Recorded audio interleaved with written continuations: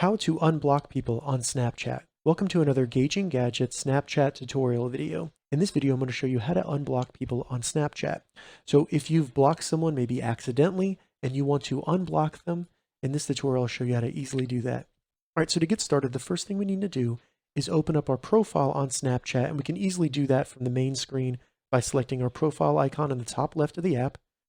Once we're on our profile, select the gear in the top right of the app to open up the settings. And then what we want to do here is scroll down really close to the bottom. You want to get down to where it says Account Actions and then find Blocked. It should be really close to the bottom. Once you find it, go ahead and select it. And then in here, you will see the accounts that you have blocked. All you need to do is select the X next to the account. Once you do that, you'll have to confirm that you do indeed want to unblock that person on Snapchat. So select yes. And then there you go. That person has been unblocked on Snapchat.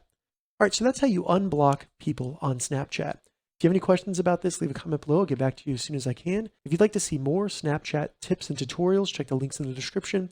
If this video helped you, give it a thumbs up, and please consider subscribing to my channel, Gauging Gadgets, for more gadget reviews and tech tutorials.